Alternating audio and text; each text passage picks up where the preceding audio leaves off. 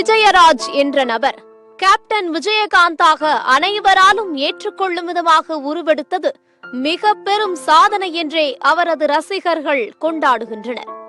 மதுரை மாவட்டத்தின் ஒரு சிற்றூரில் இருந்து லைட்ஸ், கேமரா, ஆக்ஷன் என்று எதுவுமே தெரியாமலேயே நடிப்பின் மீது இருந்த தீரா காதல்தான் விஜயராஜை சென்னைக்கு அழைத்து வந்தது. சிறு வயது முதலே சினிமா மீது இருந்த பிடிப்பின் காரணமாக பள்ளி படிப்பில் கவனம் செலுத்த முடியவில்லை.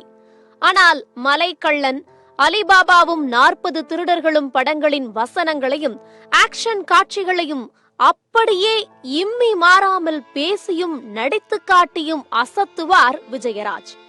தனது நண்பர்களிடம் ஒவ்வொரு படத்தின் காட்சியையும், தான் விரும்பி பார்க்கும் எம்ஜிஆரின் படங்களையும் துல்லியமாக விவரிக்கும் அளவுக்கு சினிமா மீது அவருக்கு ஆர்வம் இல்லை, அது லட்சியமாக அவருடைய உயிர் உடலோடு ஊறி இருந்தது. படிப்பு வரவில்லை என்றாலும் தனது தந்தையின் அரிசி ஆலையில் வேலை பார்த்தபடியே சினிமாவில் இணைவதற்கான வழிகளையும் தேடி வந்தார். அப்படி இப்படி என்று எப்படியோ சென்னைக்கு வந்த விஜயராஜிற்கு எங்கு செல்வது, யாரை நாடுவது என்பது தெரியவில்லை. ஆனாலும் அவருக்கிருந்த சினிமா தாகம் விடாமல் அவரை சுழன்ற வைத்தது. கருப்பாக இருக்கிறார், பாடத் தெரியவில்லை, நடிப்பு வரவில்லை போன்ற பல்வேறு அவமானங்கள், புறக்கணிப்புகளுக்கு மத்தியில்தான் 1979 ஆண்டு M.A. காஜாவின் இயக்கத்தில் இனிக்கும் இளமை படத்தில் நடிப்பதற்கு ஒரு வாய்ப்பு கிடைத்தது. இதுவே அவரது திரைப்பயணத்திற்கான முதற் படியாக அமைந்தது. ஆனால் அவருக்கு வெளிச்சம் கிடைக்கவில்லை, அறிமுகம் கிடைத்துவிட்டது. அதே சமயம் வெளிச்சமும் கிடைக்க வைத்த படம்தான் சட்டம் ஒரு இருட்டறை. இதில்தான் விஜயராஜிற்கு விஜயகாந்த் என பெயர் மாற்றம் கிடைத்தது. இது வெறும் பெயர் மாற்றம் இல்லை, ஆளையே மாற்றி சினிமாவிற்கு ஒரு கதாநாயகன் வந்ததை பறைசாற்றியதாக மாறிவிட்டார். 1981 ஆண்டு S.A. சந்திரசேகர் இயக்கத்தில் வெளிவந்த சட்டம் ஒரு இருட்டறை திரைப்படம் மாபெரும் வெற்றி படமாக அமைந்தது மட்டுமல்லாமல் அவருடைய வாழ்க்கையில் ஒரு திருப்பு முனையை ஏற்படுத்திய படமாகவும் அமைந்தது. அன்று துவங்கிய விஜயகாந்தின் பயணம் தொடர்ச்சியாக அவர் பட்ட அவமானங்களுக்கும் புறக்கணிப்புகளுக்கும் பதிலாக அமைந்தது. அதை தொடர்ந்து தமிழ் சினிமாவில் ஒரு அதிரடி நாயகனாக தன் பெயரை பதிவு செய்த அவர் மனக்கணக்கு, சிவப்பு மல்லி, ஆட்டோ ராஜா, சாட்சி, தூரத்து இடி முழக்கம், அம்மன் கோவில் கிழக்காலே, உழவன் மகன், 100வது நாள், ஊமை விழிகள் போன்ற திரைப்படங்களில் நடித்து தமிழ் சினிமாவில் முன்னணி நடிகர்களுள் ஒருவரானார். அடுக்கடுக்கான வசனங்களை அசராமல் பேசும் வல்லமையும் புள்ளி விவரங்களை எடுத்து வைப்பதில் புலியாகவும் மாறியிருந்த விஜயகாந்தின் கால் ஷீட் கிடைக்காமல் இருந்த அளவிற்கு அவரது நாட்கள் இருந்தன. 1984 ஆண்டில் மட்டும் 18 படங்களில் நடித்து சினிமா துறையில் வரலாற்று சாதனை புரிந்தார். முன்னணி கதாநாயகனாக மட்டுமில்லாமல் புதுமுக இயக்குநர்கள் நிறைய பேருக்கு வாய்ப்பளித்து தனது தனித்தன்மையை நிரூபித்தார். இப்படி பல புதுமுக இயக்குநர்கள் சினிமாவில் புதிய வாய்ப்பு தேடி வருபவர்களுக்கும் தன்னால் ஆன உதவிகளை செய்து வந்தார்.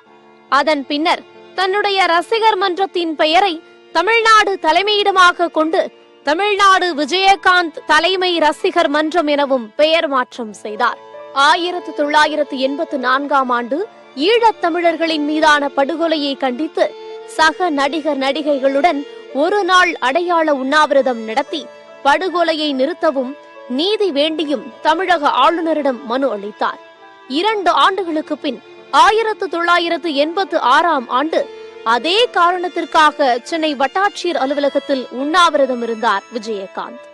அது மட்டுமல்லாமல் ஈழத் தமிழர்களுக்கு குரல் கொடுத்தும் அகதிகள் முகாமில் வசிப்பவர்களுக்கு அவ்வப்போது உதவிகளும் புரிந்து வந்தார். மேலும் ஈழத் தமிழர்களின் உணர்வை புரிந்து கொண்டு விஜயகாந்த் தன் உணர்வை வெளிப்படுத்திய விதம் பலரையும் கவர்ந்தது. அது என்னவென்றால், ஈழத்தமிழர்கள் அழும்போது என்னால் கொண்டாட்டத்தில் இருக்க முடியாது என்று கூறி தனது பிறந்த நாள் கொண்டாட்டத்தை தவிர்த்தது விஜயகாந்த் மீதான மதிப்பை மென்மேலும் அதிகப்படுத்தியது. அனைவரையும் அரவணைத்து செல்லும் அவரது பாங்கிற்கு பரிசாக கிடைத்ததுதான் நடிகர் சங்க தேர்தலில் விஜயகாந்த் பெற்ற வெற்றி.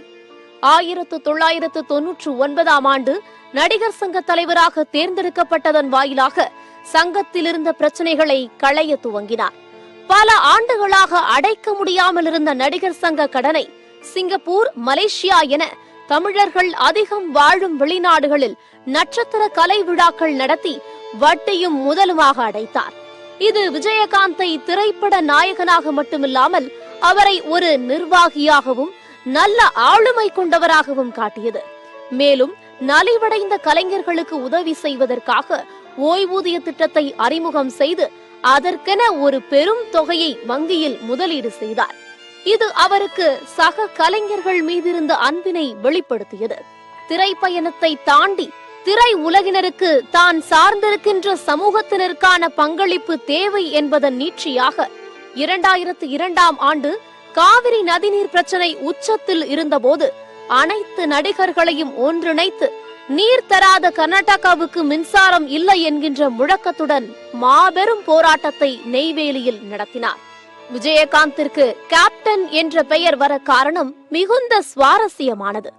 நானே ராஜா நானே மந்திரி, வைதேகி காத்திருந்தால், அம்மன் கோயில் கிழக்காலே போன்ற குடும்ப பாங்கான திரைப்படங்களில் நடித்தாலும் ஊமை விழிகள், சத்திரியன், புலன் விசாரணை போன்ற பல வெற்றி திரைப்படங்களில் ஒரு ஆக்ஷன் ஹீரோவாக, குறிப்பாக காவல்துறை அதிகாரியாக, சொந்த நாட்டினை காக்கும் மிரட்டல் காவலராக நடித்தது பலரையும் ஈர்த்தது. அதே போன்று 1991ஆம் ஆண்டு செல்வமணி இயக்கத்தில் கேப்டன் பிரபாகரன் என்ற திரைப்படத்தில் வனத்துறை அதிகாரியாக நடித்திருந்தார். இந்த கதாபாத்திரம் மிகவும் பாராட்டப்பட்டதுடன் அவருக்கு கேப்டன் என்ற புனைப்பெயரையும் பெற்று தந்தது. இத்திரைப்படம் அவருக்கு 100வது படமாக மட்டுமல்லாமல் தமிழ் சினிமாவில் மாபெரும் வெற்றியையும் பெற்றது. இதே ஆண்டு வந்த மாநகர காவல் திரைப்படமும் மிக பெரும் வெற்றி பெற்றது. அது மட்டுமல்லாமல் பெரும் கதாநாயகர்களுக்கு 100வது படம் பெரும் தோல்வியடைந்துவிடும் என்ற அந்த கணிப்பை மாற்றி காட்டியது விஜயகாந்தின் கேப்டன் பிரபாகரன் திரைப்படம். அதன் பிறகு வெளிவந்த திரைப்படங்களில் அவருக்கு கேப்டன் என்ற அடைமொழியே வழங்கப்பட்டது. தொடர்ச்சியாக பல படங்களில் நடித்து வந்த விஜயகாந்தின் பூந்தோட்ட காவல்காரன், சத்திரியன், ஏழை ஜாதி, அம்மன் கோயில் கிழக்காலே, சின்ன கவுண்டர், சேதுபதி IPS, வானத்தை போல, தவசி, ரமணா, சொக்கத்தங்கம் உள்ளிட்ட படங்கள் மிக பெரும் வரவேற்பை பெற்றன. கடந்த 2010ஆம் ஆண்டு விருதகிரிதான் அவர் கதாநாயகனாக நடித்த கடைசி திரைப்படம். அதையடுத்து 2015ஆம் ஆண்டு சகாப்தம் படத்தில் ஒரு கேமியோ ரோல் செய்திருப்பார் விஜயகாந்த். அதன் பிறகு அவர் எந்த திரைப்படத்திலும் நடிக்கவில்லை. பிலிம்பேர் விருது, கலைமாமணி விருது, தமிழ் திரைப்படத்திற்கான தமிழக அரசின் சிறப்பு விருது, தமிழக அரசின் சிறந்த நடிகர் விருது, இருமுறை சிறந்த துணை நடிகருக்கான சினிமா எக்ஸ்பிரஸ் விருது உள்ளிட்ட பல்வேறு விருதுகள் மூலம் விஜயகாந்த் கௌரவிக்கப்பட்டார். கருப்பு எம்ஜிஆர், புரட்சி கலைஞர் மற்றும் கேப்டன் போன்ற பட்டங்களை வைத்தும் அவரது ரசிகர்கள் அவரை அன்புடன் அழைக்கின்றனர். இன்று நம்மிடையே